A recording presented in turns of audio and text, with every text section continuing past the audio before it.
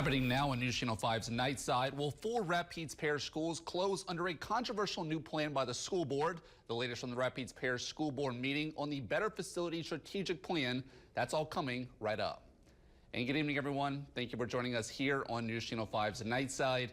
I'm Dylan Domingue. Well, our top story tonight, the Rapides Parish School Board took up the controversial Better Facilities Strategic Plan at their meeting with an expectation that a vote would be made tonight. Alina Noakes was there and joins me now after that proposal was shot down in favor of a substitute motion to form an advisory council and to not yet vote on the Better Facilities Plan. Alina.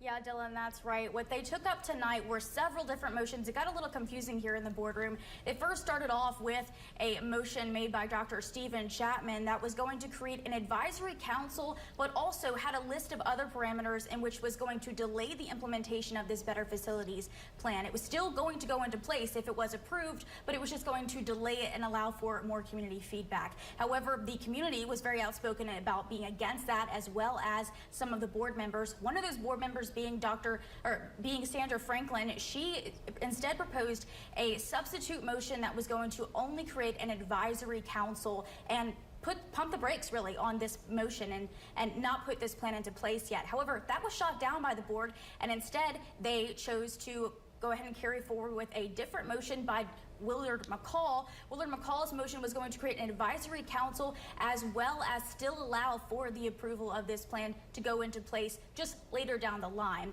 However, after they were considering that motion and allowing for public comment, it was very clear for members of the public, students, teachers, all of those people who were here voicing their opinions, many, if not the majority of them, all in opposition, that they didn't want this to happen, that they wanted to instead just pump the brakes and wait for more community feedback. Take a listen from a couple of students. I am extremely fortunate this year that I am the student body president of Rapides Academy and can have my voice heard. But I know that there are many students who are not as fortunate. And I also like to speak for them tonight and to say that we trust you. Your education is on our hands. I don't want to dress up in a different jersey and come to school back to Bolton. I want to be a Bolton Bear when I play. I'm 6'6" and a half. I want to be in a Bolton jersey when I use this. Now, Alina, we'll bring you back in here. You talked about all the feedback kind of given tonight. You talked about all the concerned people that were there at the meeting. What were some of those questions asked by some of those parents?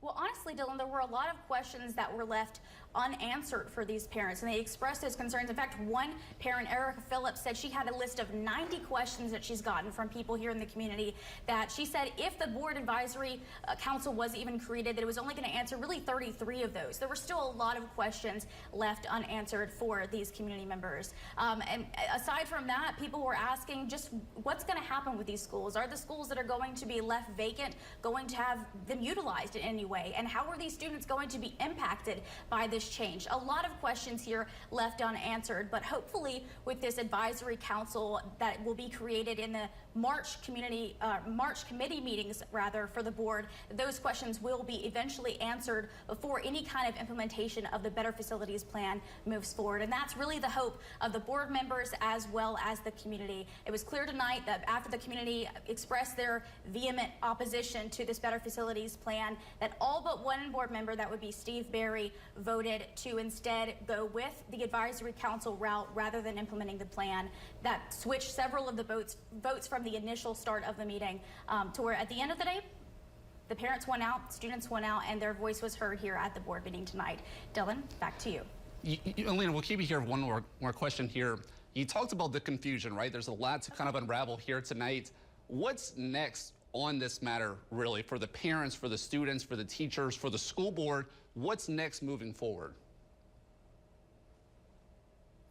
Yeah, that's a good question, and I think again this is going to be moving forward next. They instead opting with Sandra Franklin's motion, this is going to instead implement an advisory council, which means they're going to group together stakeholders and people from across the community that will be impacted by their Better Facilities Plan and get their input, get their feedback, really look at the numbers, the financial numbers, as well as just who would be impacted and in what ways these students would be impacted, as well as faculty and staff, just all of the moving pieces involved in this better facilities plan. The advisory council is going to allow time for that, allow time for the community to really make their concerns heard and hopefully answer a lot of questions for them. Again, that's going to happen in the committee meetings that happen at the end of March. They're going to create that advisory council. But after that, it'll just be up to the advisory council to come back with the feedback and then move forward, decide whether or not the board should move forward with the better facilities plan and in what way that should really happen. All right, thank you, Alina. And look, we know we just threw a lot of information out there for all the students, for all the teachers, all the faculty in Rapides Parish that could possibly be affected by this. For all the details on the substitute motion, you can head on over to our website. We'll have plenty more, and we'll have plenty more coverage for days to come on this matter.